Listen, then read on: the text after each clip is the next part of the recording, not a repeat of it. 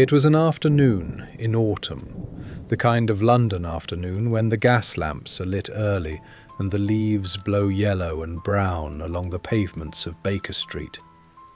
I had called upon my friend Sherlock Holmes with no particular purpose in mind, save to share an hour by his fire, as I so often did in those days.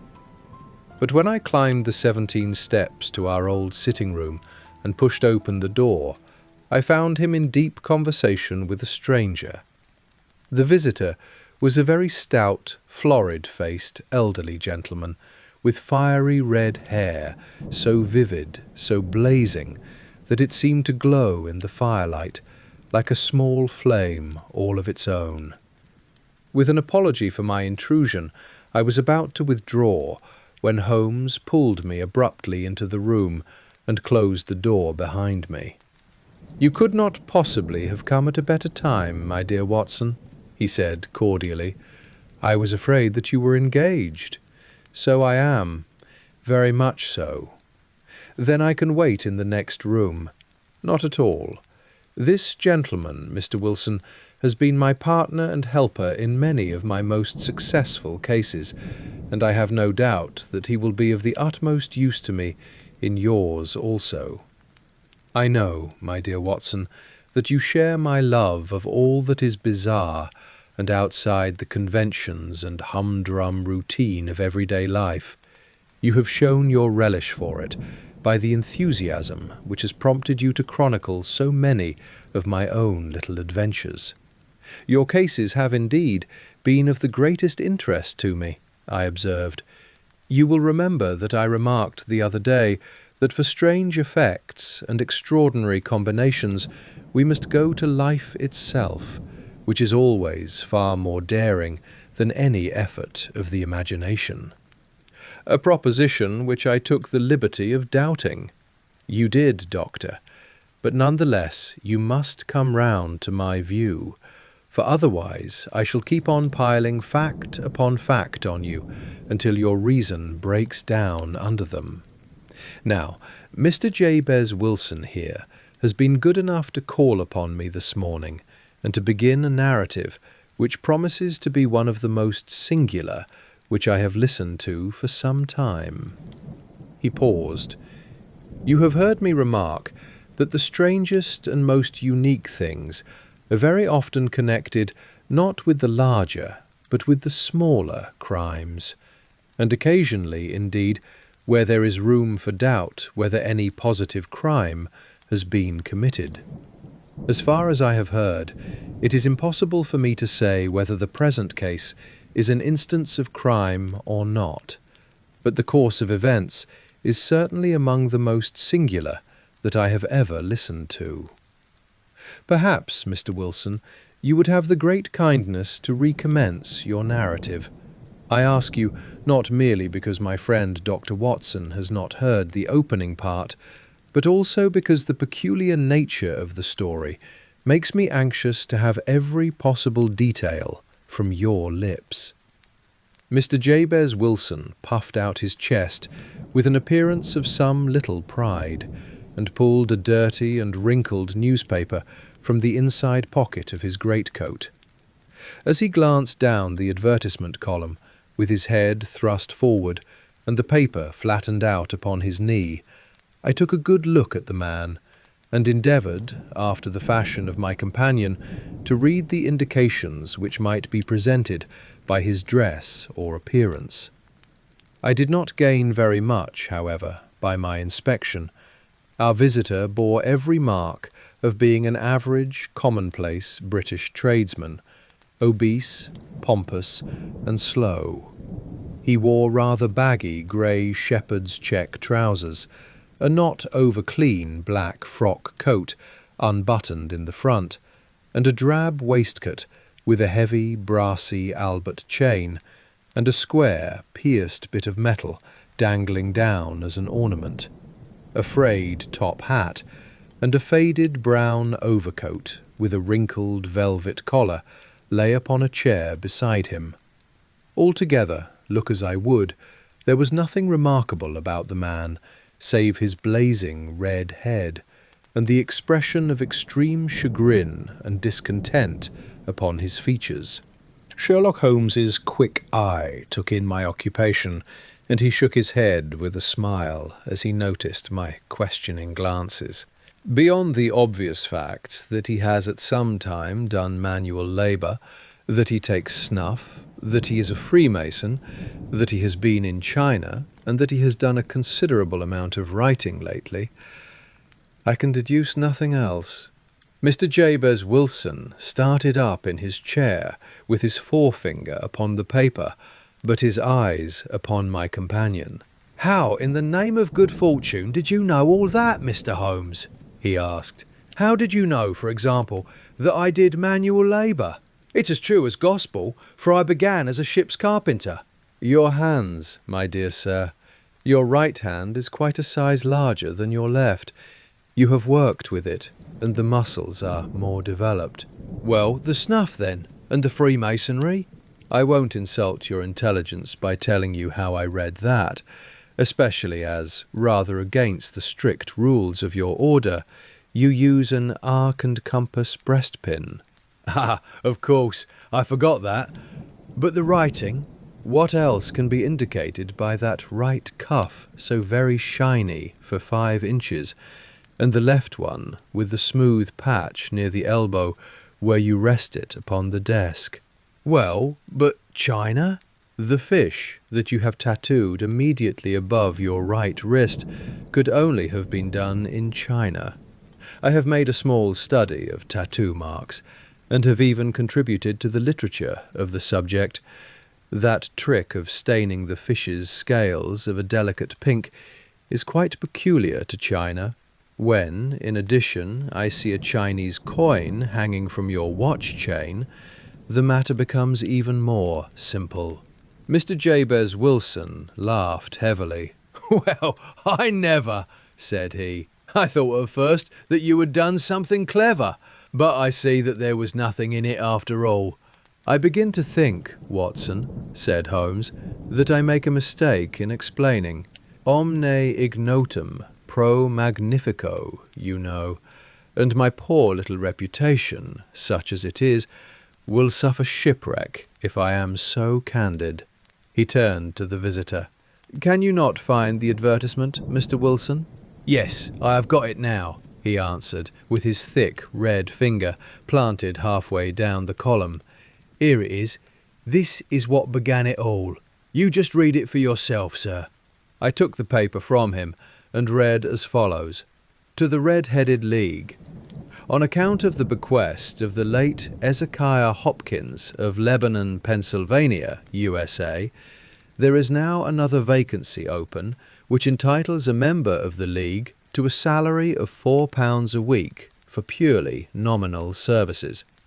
All red-headed men who are sound in body and mind and above the age of 21 years are eligible. Apply in person on Monday at 11 o'clock to Duncan Ross at the offices of the Lead, 7 Pope's Court, Fleet Street." "What on earth does this mean?" I ejaculated, after I had twice read over the extraordinary announcement. Holmes chuckled and wriggled in his chair, as was his habit when in high spirits. "It is a little off the beaten track, is it not?" said he. "And now, Mr. Wilson, off you go at scratch, and tell us all about yourself, your household, and the effect which this advertisement had upon your fortunes. You will first make a note, Doctor, of the paper and the date. It is the Morning Chronicle of April 27th, 1890, just 2 months ago. Very good. Now, Mr. Wilson." "Well, it is just as I have been telling you, Mr. Sherlock Holmes," said Jabez Wilson, mopping his forehead. "I have a small pawnbroker's business at Coburg Square, near the city. It's not a very large affair, and of late years it has not done more than just give me a living." "I have a small pawnbroker's business at Coburg Square, near the city," Mr. Wilson began. "It's not a very large affair, and of late years it has not done more than just give me a living. I used to be able to keep 2 assistants, but now I only keep 1, and I would have a job to pay him. But that he is willing to come for half wages, so as to learn the business. What is the name of this obliging youth? Asked Sherlock Holmes. His name is Vincent Spaulding, and he's not such a youth either. It's hard to say his age. I should not wish a smarter assistant, Mr. Holmes, and I know very well that he could better himself and earn twice what I am able to give him. But, after all, if he is satisfied, why should I put ideas in his head? Why, indeed? You seem most fortunate in having an employee who comes under the full market price. It is not a common experience among employers in this age. Oh, he has his faults, too, said Mr. Wilson. Never was such a fellow for photography, snapping away with a camera when he ought to be improving his mind, and then diving down into the cellar like a rabbit into its hole to develop his pictures. That is his main fault, but on the whole he's a good worker. There's no vice in him. Well, Mr. Holmes, about 2 months ago, Spaulding came down into the office, just this day 8 weeks, with this very paper in his hand, and he says, "I wish to the Lord, Mr. Wilson, that I was a red-headed man." "Why that?" I asks. "Why," says he, "here's another vacancy on the League of the Red-Headed Men. It's worth quite a little fortune to any man who gets it, and I understand that there are more vacancies than there are men, so that the trustees are at their wits' end what to do with the money. If my hair would only change colour, here's a nice little crib all ready for me to step into." "Why, what is it then?" I asked. "You see, Mr. Holmes, I am a very stay-at-home man, and as my business came to me instead of my having to go to it, I was often weeks on end without putting my foot over the doormat. In that way, I didn't know much of what was going on outside, and I was always glad of a bit of news." "Have you never heard of the League of the Red-Headed Men?" he asked, with his eyes open. "Never." "Why, I wonder at that, for you are eligible yourself for one of the vacancies." "But what are they worth?" I asked. "Oh, merely a couple of hundred a year, but the work is slight, and it need not interfere very much with one's other occupations." Well, you can easily think that made me prick up my ears, for the business has not been over good for some years, and an extra couple of hundred would have been very handy. "Tell me all about it," said I. "Well," said he, showing me the advertisement, "you can see for yourself that the League has a vacancy, and there is the address where you should apply for particulars. As far as I can make out, the League was founded by an American millionaire, Ezekiah Hopkins, who was very peculiar in his ways. He was himself red-headed, and had a great sympathy for all red-headed men. So, when he died, it was found that he had left his enormous fortune in the hands of trustees, with instructions to apply the interest to the providing of easy berths to men whose hair is of that colour. From all I hear, it is splendid pay, and very little to do." "But," said I, "there would be millions of red-headed men who would apply." "Not so many as you might think," he answered. "You see, it is really confined to Londoners and to grown men. This American had started from London when he was young, and he wanted to do the old town a good turn. Then, again, I have heard it is no use your applying if your hair is light red or dark red, or anything but real, bright, blazing, fiery red. Now, if you cared to apply, Mr. Wilson, you would just walk in, but perhaps it would hardly be worth your while to put yourself out of the way for the sake of a few £100. Now, It is a fact, gentlemen, as you may see for yourselves, that my hair is of a very full and rich tint, so that it seemed to me that if there was to be any competition in the matter, I stood as good a chance as any man that I had ever met. Vincent Spaulding seemed to know so much about it that I thought he might prove useful, so I just ordered him to put up the shutters for the day and to come right away with me. He was very willing to have a holiday, so we shut the business up and started off for the address that was given us in the advertisement. I never hope to see such a sight as that again, Mr. Holmes. From north, south, east, and west, every man who had a shade of red in his hair had tramped into the city to answer the advertisement. Fleet Street was choked with red-headed folk, and Pope's Court looked like a coster's orange barrow. I should not have thought there were so many in the whole country as were brought together by that single advertisement. Every shade of colour they were: straw, lemon, orange, brick, Irish setter, liver, clay. But, as Spaulding said, there were not many who had the real, vivid, flame-coloured tint. When I saw how many were waiting, I would have given it up in despair. But Spaulding would not hear of it. How he did it, I could not imagine, but he pushed and pulled and butted until he got me through the crowd, and right up to the steps which led to the office. There was a double stream upon the stair, some going up in hope, and some coming back, dejected, but we wedged in as well as we could, and soon found ourselves in the office. It was a small office, and contained nothing but a couple of wooden chairs and a deal table, behind which sat a small man with a head that was even redder than mine.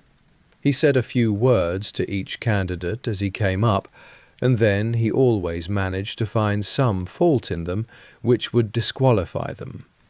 Getting a vacancy did not seem to be such a very easy matter after all. However, when our turn came, the little man was much more favourable to me than to any of the others, and he closed the door as we entered so that he might have a private word with us. "This is Mr. Jabez Wilson," said my assistant, "and he is willing to fill a vacancy in the League." "And he is admirably suited for it," the other answered. "He has every requirement. I cannot recall when I have seen anything so fine." He took a step backward, cocked his head on one side, and gazed at my hair until I felt quite bashful. Then, suddenly, he plunged forward, wrung my hand, and congratulated me warmly on my success. "It would be injustice to hesitate," said he. "You will, however, I am sure, excuse me for taking an obvious precaution." With that, he seized my hair in both his hands and tugged until I yelled with the pain. "There is water in your eyes," said he as he released me. "I perceive that all is as it should be." "My name," said he, "is Mr. Duncan Ross, and I am myself one of the pensioners upon the fund left by our noble benefactor. Are you a married man, Mr. Wilson? Have you a family?"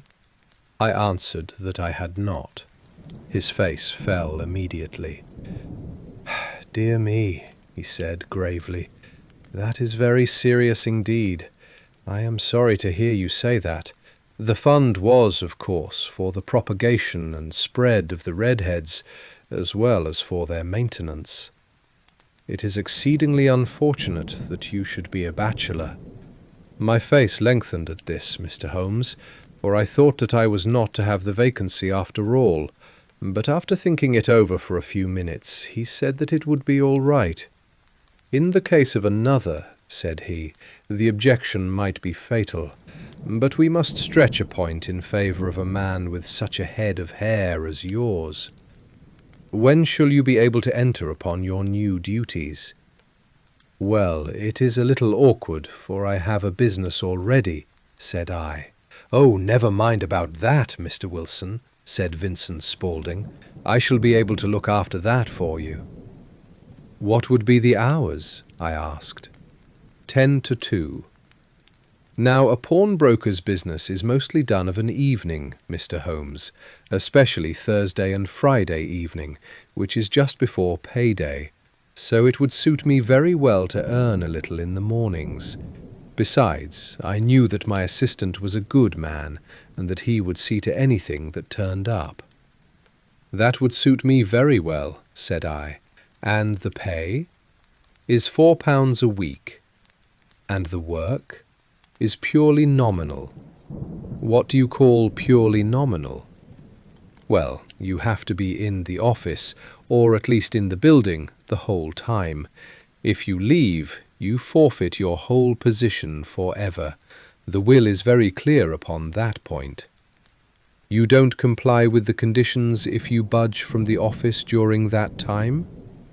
"It's only 4 hours a day, and I should not think of leaving," said I.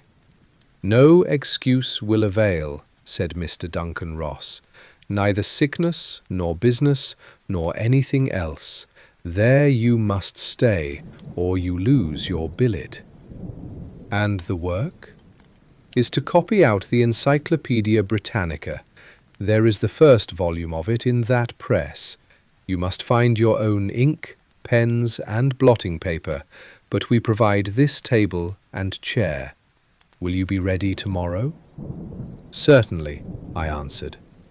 "Then goodbye, Mr. Jabez Wilson, and let me congratulate you once more on the important position which you have been fortunate enough to gain." He bowed me out of the room, and I went home with my assistant, hardly knowing what to say or do. I was so pleased at my own good fortune. Well, I thought over the matter all day, and by evening I was in low spirits again, for I had quite persuaded myself that the whole affair must be some great hoax or fraud, though what its object might be I could not imagine. It seemed altogether past belief that anyone could make such a will, or that they would pay such a sum for doing anything so simple as copying out the Encyclopaedia Britannica. Vincent Spaulding did what he could to cheer me up, but by bedtime I had reasoned myself out of the whole thing.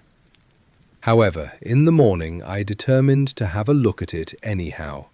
So I bought a penny bottle of ink, and with a quill pen and 7 sheets of foolscap paper, I started off for Pope's Court. Well, to my surprise and delight, everything was as right as possible. The table was set out ready for me, and Mr. Duncan Ross was there to see that I got fairly to work. He started me off upon the letter A, and then he left me. But he would drop in from time to time to see that all was right with me. At 2 o'clock he bade me good day, complimented me upon the amount that I had written, and locked the door of the office after me. This went on day after day, Mr. Holmes, and on Saturday the manager came in and planked down 4 golden sovereigns for my week's work.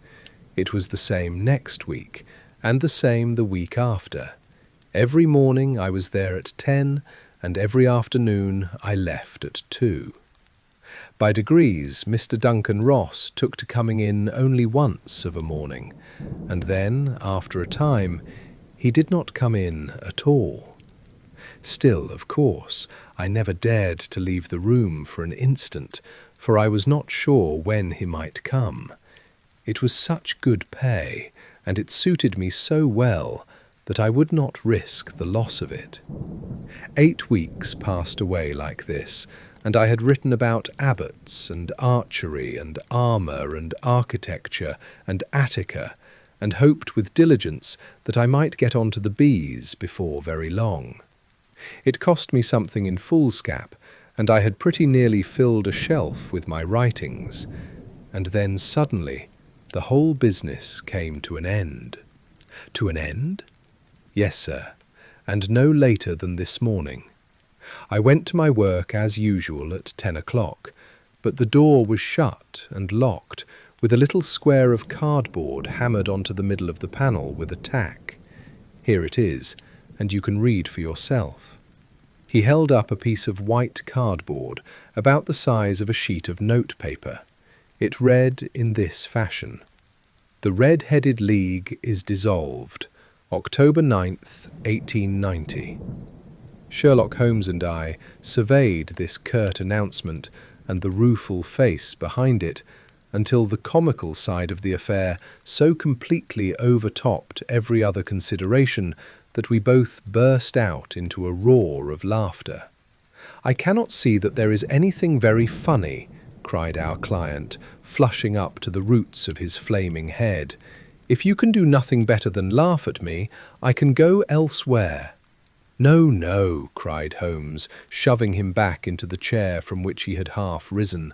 "I really wouldn't miss your case for the world. It is most refreshingly unusual. But there is, if you will excuse my saying so, something just a little funny about it.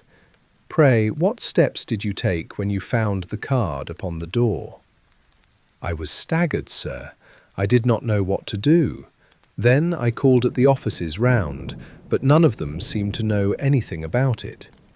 Finally, I went to the landlord, who is an accountant living on the ground floor, and I asked him if he could tell me what had become of the Red-Headed League.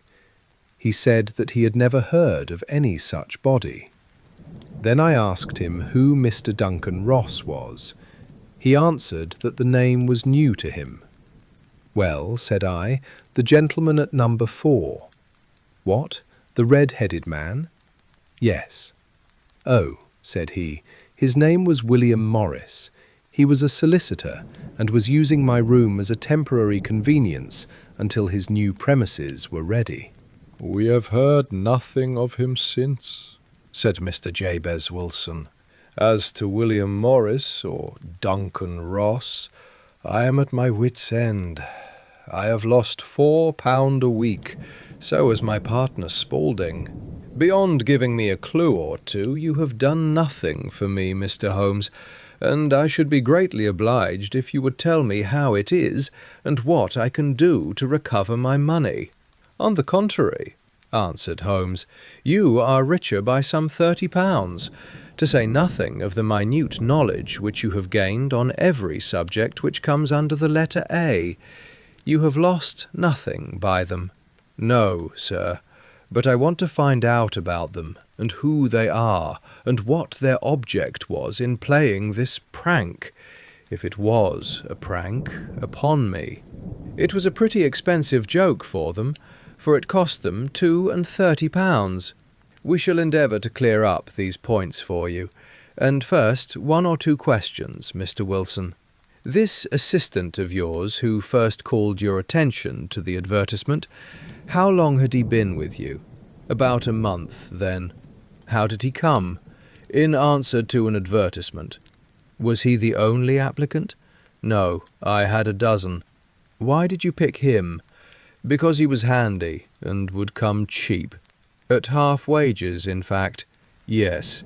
"What is he like, this Vincent Spaulding?"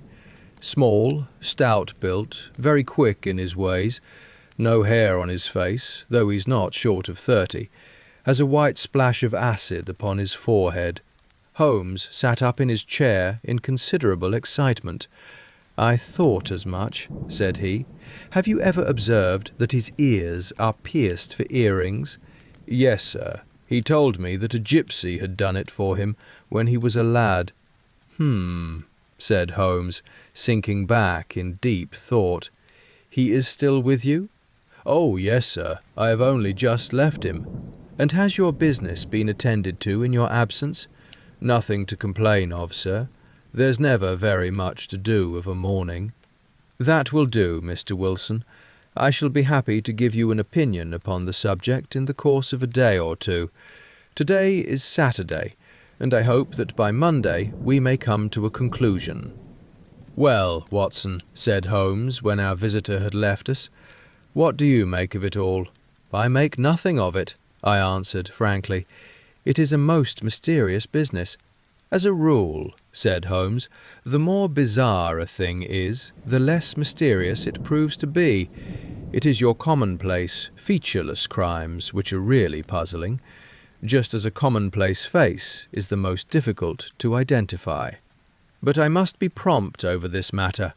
"What are you going to do, then?" I asked. "To smoke," he answered. "It is quite a three-pipe problem, and I beg that you won't speak to me for 50 minutes. He curled himself up in his chair, with his thin knees drawn up to his hawk-like nose, and there he sat, with his eyes closed, and his black clay pipe thrusting out like the bill of some strange bird. I had come to the conclusion that he had dropped asleep, and indeed was nodding myself, when he suddenly sprang out of his chair with the gesture of a man who has made up his mind, and put his pipe down upon the mantelpiece. "Sarasate plays at the St. James's Hall this afternoon," he remarked. "What do you think, Watson? Could your patient spare you for a few hours?" "I have nothing to do today. My practice is never very absorbing." "Then put on your hat and come. I am going through the city first, and we can have some lunch on the way. I observe that there is a good deal of German music on the programme, which is rather more to my taste than Italian or French. It is introspective, and I want to introspect. Come along." We travelled by the Underground as far as Aldersgate, and a short walk took us to Saxe-Coburg Square, the scene of the singular story which we had listened to in the morning. It was a poky little shabby genteel place, where 4 lines of dingy, 2-storied brick houses looked out into a small, railed-in enclosure, where a lawn of weedy grass and a few clumps of faded laurel bushes made a hard fight against a smoke-laden and uncongenial atmosphere. 3 gilt balls and a brown board with Jabez Wilson in white letters upon a corner house announced the place where our red-headed client carried on his business. Sherlock Holmes stopped in front of it, with his head on one side, and looked it all over, with his eyes shining brightly between puckered lids. Then he walked slowly up the street, and then down again to the corner, still looking keenly at the houses. Finally he returned to the pawnbroker's, and having thumped vigorously upon the pavement with his stick 2 or 3 times, he went up to the door and knocked. It was instantly opened by a bright-looking, clean-shaven young fellow, who asked him to step in. "Thank you," said Holmes. "I only wish to ask you how you would go from here to the Strand." "3rd right, 4th left," answered the assistant promptly, closing the door. "Smart fellow, that," observed Holmes as we walked away. "He is, in my judgment, the 4th smartest man in London, and for daring I am not sure that he has not a claim to be 3rd. I have known something of him before." "Evidently," said I. "Mr. Wilson's assistant counts for a good deal in this mystery of the Red-Headed League. I am sure that you inquired your way merely in order that you might see him." "Not him." "What then?" "The knees of his trousers." "And what did you see?" "What I expected to see." "Why did you beat the pavement?" "My dear doctor, this is a time for observation, not for talk. We are spies in an enemy's country. We know something of Saxe-Coburg Square. Let us now explore the parts which lie behind it. The road in which we found ourselves as we turned round the corner from the retired Saxe-Coburg Square presented as great a contrast to it as the front of a picture does to the back. It was one of the main arteries which conveyed the traffic of the city to the north and west. The roadway was blocked with the immense stream of commerce flowing in a double tide inward and outward, while the footpaths were black with the hurrying swarm of pedestrians. It was difficult to realise, as we looked at the line of fine shops and stately business premises, that they really abutted on the other side upon the faded and stagnant square which we had just quitted. There is Mortimer's, the tobacconist, the little newspaper shop, the Coburg branch of the City and Suburban Bank, the Vegetarian restaurant, and McFarlane's carriage-building depot. That carries us right on to the other block. And now, Doctor, we've done our work, so it's time we had some play. A sandwich and a cup of coffee, and then off to Violin Land, where all is sweetness and delicacy and harmony, and there are no red-headed clients to vex us with their conundrums. My friend was an enthusiastic musician, being himself not only a very capable performer, but a composer of no ordinary merit. All the afternoon he sat in the stalls, wrapped in the most perfect happiness, gently waving his long, thin fingers in time to the music, while his gently smiling face and his languid, dreamy eyes were as unlike those of Holmes the sleuth-hound, Holmes the relentless, keen-witted, ready-handed criminal agent, as it was possible to conceive. In his singular character, the dual nature alternately asserted itself, and his extreme exactness and astuteness represented, as I have often thought, the reaction against the poetic and contemplative mood which occasionally predominated in him. The swing of his nature took him from extreme languor to devouring energy, and, as I knew well, he was never so truly formidable as when, for days on end, he had been lounging in his armchair amid his improvisations and his black-letter additions. Then it was that the lust of the chase would suddenly come upon him, and that his brilliant reasoning power would rise to the level of intuition, until those who were unacquainted with his methods would look askance at him as on a man whose knowledge was not that of other mortals. When I saw him that afternoon, so enwrapped in the music at St. James's Hall, I felt that an evil time might be coming upon those whom he had set himself to hunt down. "You want to go home, no doubt, Doctor," he remarked as we emerged. "Yes, it would be as well. And I have some business to do which will take some hours. This business at Coburg Square is serious." "Why serious?" "A considerable crime is in contemplation. I have every reason to believe that we shall be in time to stop it. But today being Saturday rather complicates matters. I shall want your help tonight." "At what time?" 10 will be early enough. I shall be at Baker Street at 10. "Very well. And I say, Doctor, there may be some little danger, so kindly put your army revolver in your pocket." He waved his hand, turned on his heel, and disappeared in an instant among the crowd.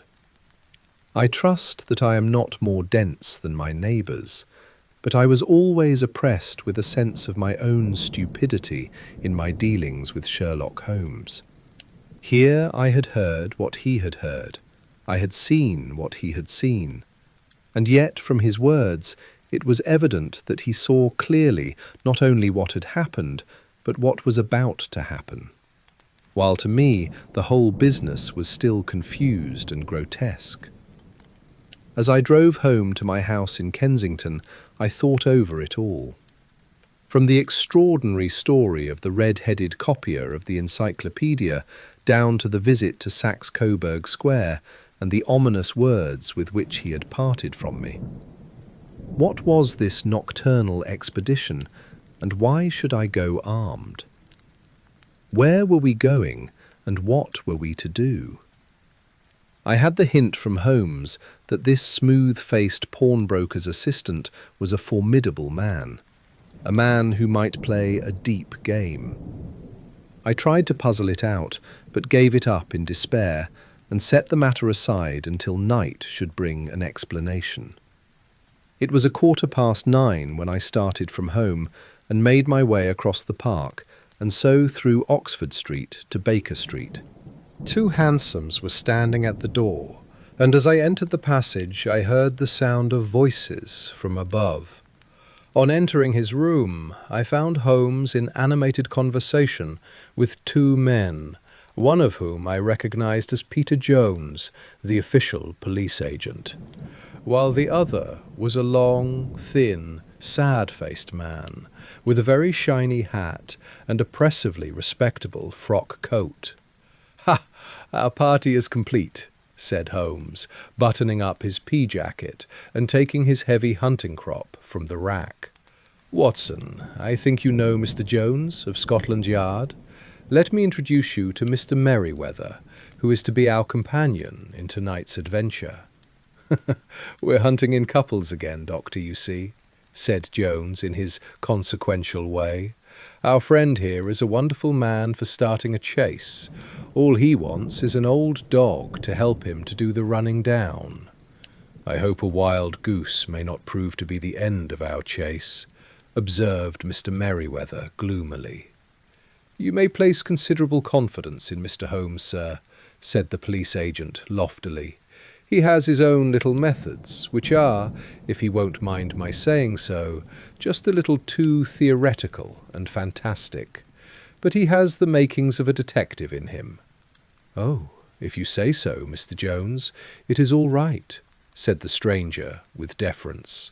"Still, I confess that I miss my rubber. It is the first Saturday night for 27 years that I have not had my rubber."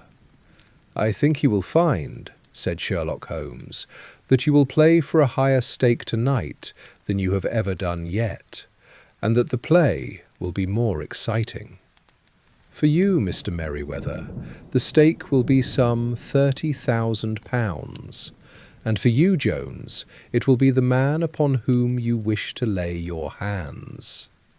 John Clay, the murderer, thief, smasher, and forger. He's a young man, Mr. Merryweather, but he is at the head of his profession. And I would rather have my bracelets on him than on any criminal in London. He's a remarkable man, is young John Clay.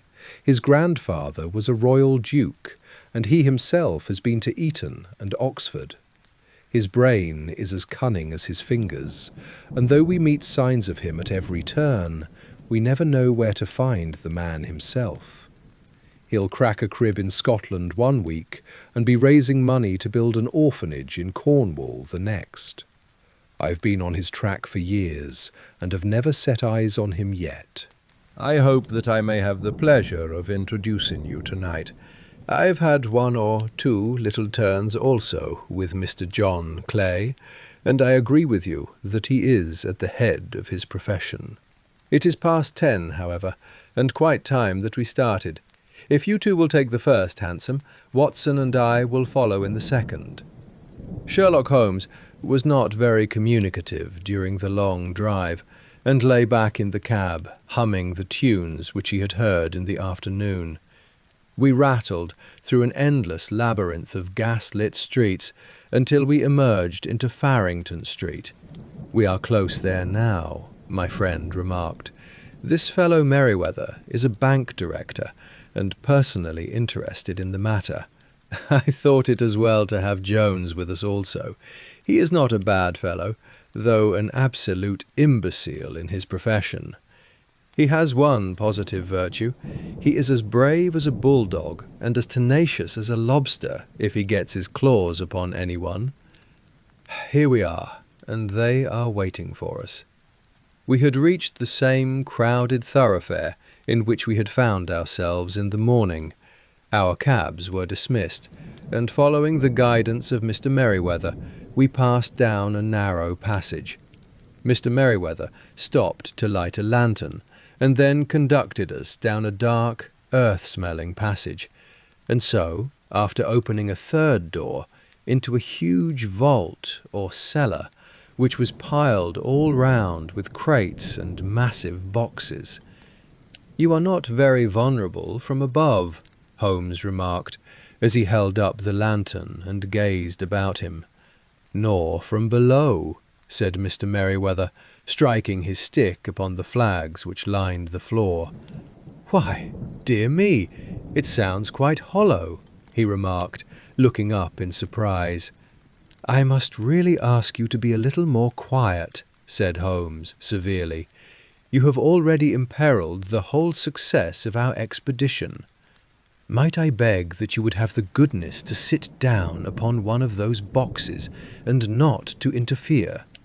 The solemn Mr. Merryweather perched himself upon a crate, with a very injured expression upon his face, while Holmes fell upon his knees upon the floor, and, with the lantern and a magnifying lens, began to examine minutely the cracks between the stones. A few seconds sufficed to satisfy him, for he sprang to his feet again and put his glass in his pocket. "We have at least an hour before us," he remarked, "for they can hardly take any steps until the good pawnbroker is safely in bed.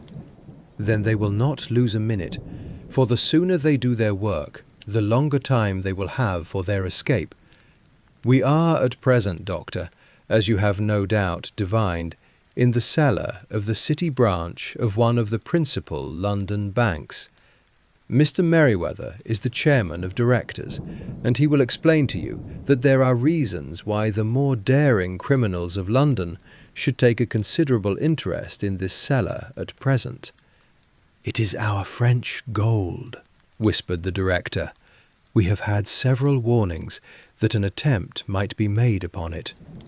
"Your French gold?" "Yes. We had occasion some months ago to strengthen our resources and borrowed 30,000 Napoleons from the Bank of France. It has become known that we have never had occasion to unpack the money, and that it is still lying in our cellar. The crate upon which I sit contains 2,000 Napoleons packed between layers of lead foil. Our reserve of bullion is much larger at present than is usually kept in a single branch office, and the directors have had misgivings upon the subject. It was time that we put out our lantern, and to wait in the dark, in absolute darkness. I had brought a pack of cards in my pocket, but considering that we were four, I had thought we might have our rubber after all. But I see that the enemy's preparations have gone so far that we cannot risk the presence of a light. And above all, we must choose our position. These are daring men, and though we shall take them at a disadvantage, they may do us some harm unless we are careful. I shall stand behind this crate, and do you conceal yourselves behind those. Then, when I flash a light upon them, close in swiftly. If they fire, Watson, have no compunction about shooting them down." I placed my revolver cocked upon the top of the wooden case behind which I crouched. Holmes shot the slide across the front of his lantern and left us in pitch darkness. Such an absolute darkness as I have never before experienced. The smell of hot metal remained to assure us that the light was still there, ready to flash out at a moment's notice. To me, with my nerves worked up to a pitch of expectancy, there was something depressing and subduing in the sudden gloom, and in the cold, dank air of the vault. "They have but one retreat," whispered Holmes. "That is back through the house into Saxe-Coburg Square. I hope that you have done what I asked you, Jones. I have an inspector and 2 officers waiting at the front door. Then we have stopped all the holes, and now we must be silent and wait." What a time it seemed!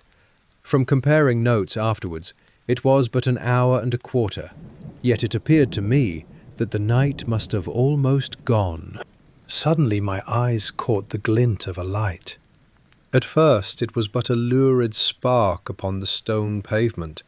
Then it lengthened out until it became a yellow line. And then, without any warning or sound, a gash seemed to open, and a hand appeared, a white, almost womanly hand which felt about in the centre of the little area of light. For a minute or more the hand, with its writhing fingers, protruded out of the floor. Then it was withdrawn as suddenly as it appeared, and all was dark again, save the single lurid spark. Its disappearance, however, was but momentary. With a rending, tearing sound, one of the broad white stones turned over upon its side and left a square, gaping hole through which streamed the light of a lantern.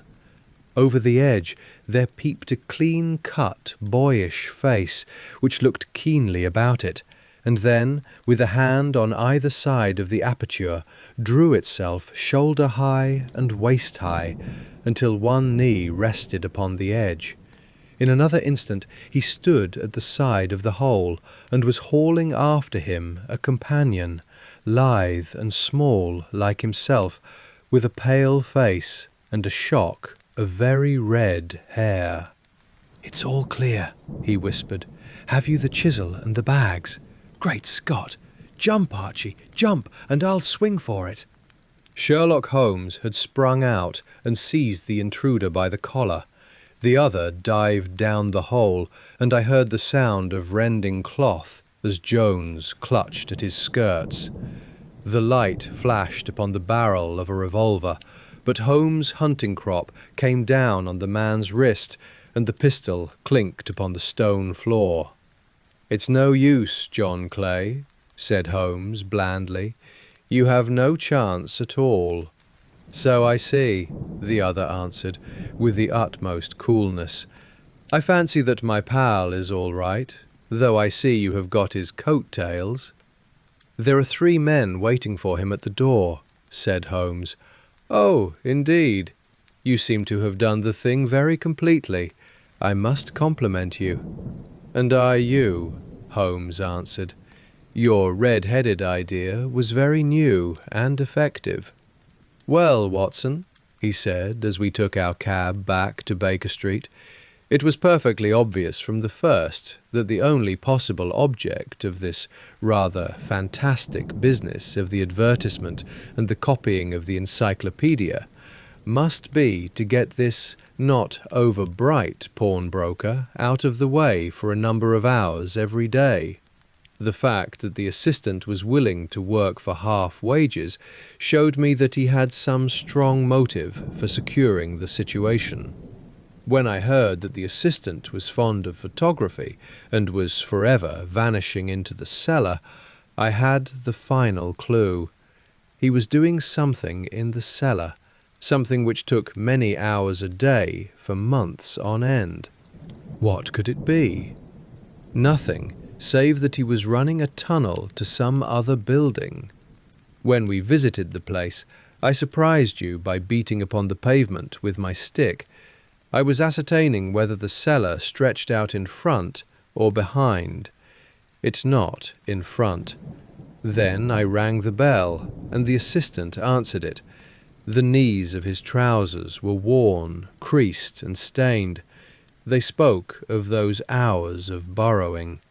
The only remaining point was what they were burrowing for. I walked round the corner, saw that the City and Suburban Bank abutted on our friend's premises, and felt that I had solved my problem. "You reasoned it out beautifully," I exclaimed in unfeigned admiration. "It saved me from ennui," he answered, yawning. "L'homme c'est rien, l'œuvre c'est tout," as Gustave Flaubert wrote to Georges Sand. And so the cleverest robbery in London was undone, by a man who saw what no one else could see.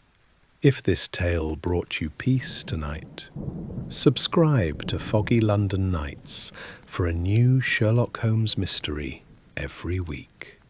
Next time, a king walks into Baker Street, hunted by the only woman who ever outwitted the great detective. Until then, sleep well, dear listener.